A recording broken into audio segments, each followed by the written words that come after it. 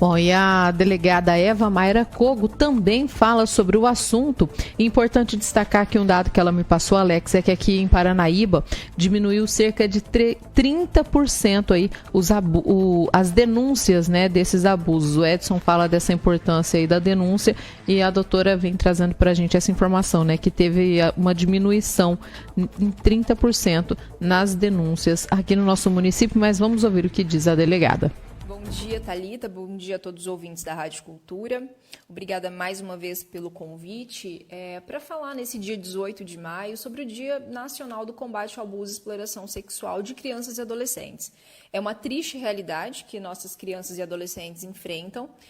Infelizmente, nós temos visto um número menor de denúncias, principalmente em razão da pandemia, que essas crianças estão em casa, possivelmente, às vezes, sofrendo mais violência, mas as denúncias diminuíram, né? A gente sabe que um fator preponderante de denúncias era o ir para a escola, e com as escolas ainda fechadas, né, em razão de toda a nossa situação, dificulta muitas vezes essas denúncias.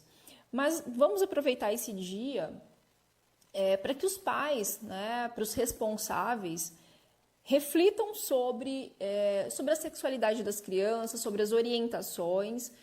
Nós percebemos que quanto menos a criança sabe sobre o abuso sexual, é mais suscetível ao abuso.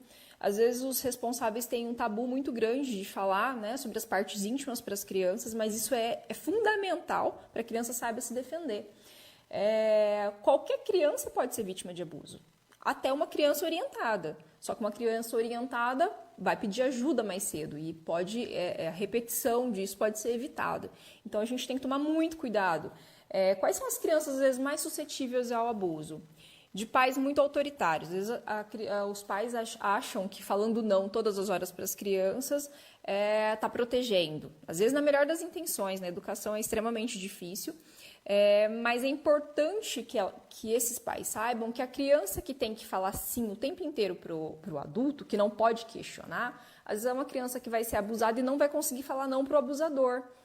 Ou vai ter tanto medo dos pais que não vai contar para os pais, se sentindo culpado e com medo de apanhar. Então, tem que achar o meio termo, explicar sobre as partes íntimas quando a criança já consegue ter uma idade para ter autonomia, para tomar banho sozinha, que só ela pode se tocar. Então, desde muito cedo, criar essa autonomia para a criança, já consegue tomar banho sozinha, pelo menos lavar suas partes íntimas, já isso ser ensinado para a criança, tá? Para que, às vezes, foi para a casa dos tios, para que não tenham que dar banho, não tenham que tocar partes íntimas e nisso possa iniciar um abuso e a criança não saber nem diferenciar se está sendo cuidada ou se está sendo abusada. Então, o máximo que os pais conseguirem dar essa autonomia para as crianças, isso é muito importante. Outra questão de vulnerabilidade. Crianças que ficam na casa de diversas pessoas. Nós sabemos aqui, principalmente com escolas fechadas, às vezes tem que deixar na casa de um parente, de um amigo. Isso é um fator também de vulnerabilidade. Por quê? Os pais têm as pessoas que são de confiança. Os tios, às vezes, têm, ou o avô. Só que aquela pessoa que é de confiança, às vezes, para os avós, né, que é um vizinho, que alguém talvez não seja de confiança, e essa criança, às vezes, é exposta a essas pessoas e pode, né, ser um fator de risco também. Então, muito cuidado, não confiar em qualquer pessoa. A gente sabe que a maioria dos abusos de criança e adolescente acontece com pessoas muito próximas, ou da família, ou, em tese, né, são pessoas que seriam de confiança, e aí essas crianças e adolescentes são deixadas ao cuidado delas, ou a vigilância é diminuída, e aí acontecem esses abusos. Então, sempre explicar para as crianças, olha, vai ficar na casa cheia, mas você pode falar não, o que pode ser feito, o que não pode. Isso tem que ser explicado para as crianças. E essas crianças têm que ter a liberdade de contar para os pais qualquer coisa que ache que não está correto. Isso tem que ser falado de forma clara. Essas crianças precisam saber sobre o abuso.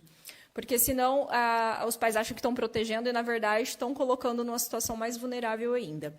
E um fator também preponderante que tem aumentado muito na pandemia é o uso de celular por essas crianças e adolescentes. Pessoas mal intencionadas usam de diversas formas, já chegaram casos aqui, principalmente adultos fingindo que são crianças, jogam com essas crianças e aí depois começam a puxar papo em redes sociais e aí começa pedir foto, pedir que façam determinados vídeos e encaminhem, até que abre a chamada de vídeo, né, e faça determinadas condutas. Então, se criança, né, se tem a necessidade de ter celular, que isso deve ser analisado de uma forma muito rígida pelos pais. Será que criança tem que ter celular mesmo? Ou é só uma facilidade para os pais, para as crianças, né, darem menos trabalho? Então, assim, o máximo que puder evitar, porque é o mundo na mão das crianças e tem um mundo muito mal intencionado, né? Tem a questão de pedofilia na internet é de conhecimento público, só que está aumentando muito. Então, que tomem muito cuidado. Então, seja um momento para a gente, né, pensar sobre isso e tentar proteger da melhor forma as crianças.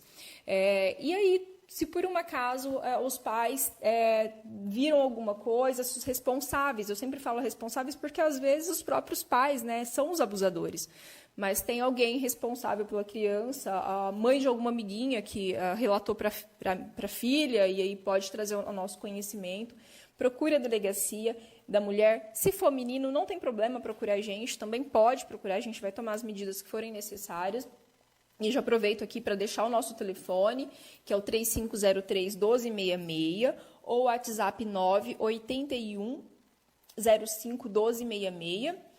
O nosso horário de atendimento é das 7h30 da manhã às 11h30 e da 1h30 às 17h30, na rua Rui Barbosa, 1680. Também passar o telefone do Conselho Tutelar, que é um telefone que também tem o WhatsApp, que pode ser feito as denúncias diretamente para o Conselho, e nós temos uma ótima relação, todas as dúvidas que o Conselho tem, ou eu tenho, a gente trabalha muito em conjunto, que é o 99993-1623. E caso a pessoa, às vezes, não queira se identificar, que seja uma denúncia anônima, também pode ser feito por esses meios, tá? Ou no Disque 100, tá? É um Disque 100, é nacional, pode ser feita essa denúncia e, com certeza, será feita essa verificação. Jornal do Povo.